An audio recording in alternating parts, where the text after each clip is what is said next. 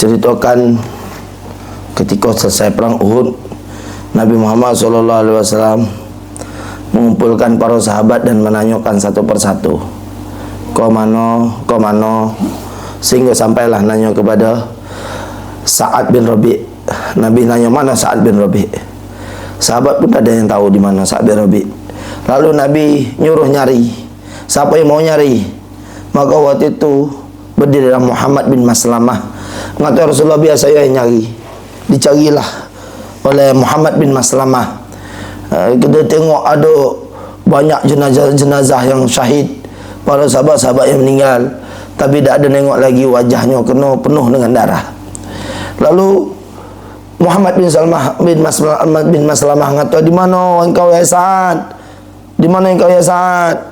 Sehingga tak ada suara pun yang menjawab, tak ada seorang pun. Maka pergilah kepada Nabi. Lalu Muhammad bin Maslamah kata, inna lillahi wa inna ilaihi raji'un. Ya Rasulullah, telah meninggal Sa'ad bin Rabi'. Kerana lah saya cari ke mana-mana, tak ada bertemu dan tak ada yang menjawab ya Rasulullah.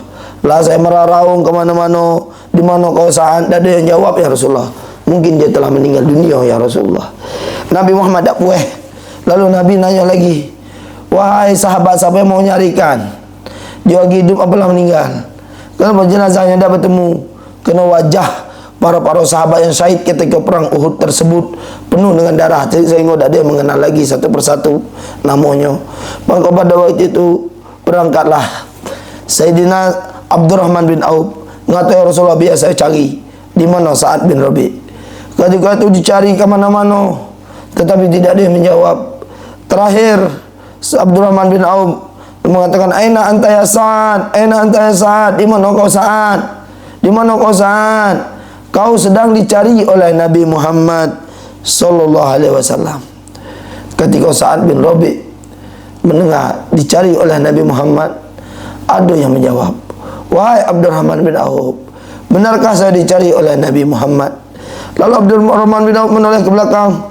Ternyata Abdurrahman bin Auf terkejut. Wajah Sa'ad bin Rabi' itu penuh dengan darah sehingga dia tak mengenalkan lagi.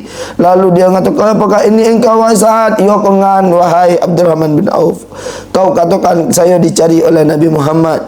Kata Abdurrahman bin Auf, benar kau dicari oleh Nabi Muhammad SAW.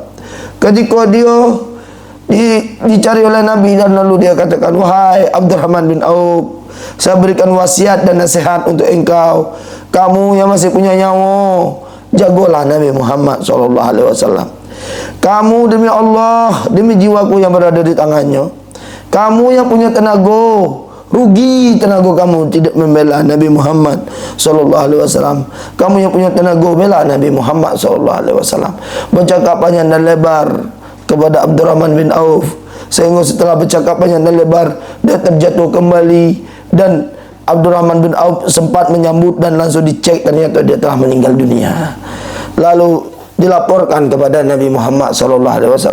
Diceritakan kepada Nabi, ya Rasulullah, saya cari ke mana-mana, dia bertemu ya Rasulullah. Tetapi ketika saya sebut bahwasanya Sa'ad bin Rabi' sedang dicari oleh Nabi Muhammad, ada jenazah atau yang telah meninggal tergeletak yang tak tahu lagi, saya tak kenal wajahnya, penuh dengan darah, ternyata berdiri ketika sedang dicari oleh engkau ya Rasulullah.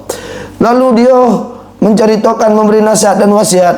Dia katakan, rugi kau yang punya nyawa kalau nyawa kau tidak membela Nabi Muhammad. Kau yang punya tenaga kau tidak membela Nabi Muhammad. Kau yang punya harta kau tidak membela Nabi Muhammad. Panjang dan lebar dia ceritakan. Dia berikan nasihat wasiat kepada Abdurrahman bin Auf. Lalu kata Nabi Muhammad sambil menangis, rahimakallah Sa'dan, laqad awsana hayyan wa mayyita.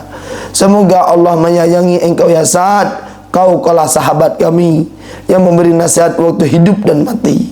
Ketika mati pun dia memberikan nasihat untuk para sahabat yang lain, memberikan wasiat. Dia ketika disebut nama Nabi Muhammad, dia sedang disebut nama Nabi Muhammad, dia dicari Nabi Muhammad, jenazah dia langsung bangun. Kenapa terbangun dia ketika disebut nama Nabi Muhammad SAW? Bagaimana dengan kita sekarang apabila disebut nama Nabi Muhammad SAW? Mudah-mudahan kita berkat mahabbah cinta kepada Nabi Muhammad, disebut nama Nabi Muhammad, hati-hati kita yang mati dihidupkan kembali oleh Allah Subhanahu wa taala.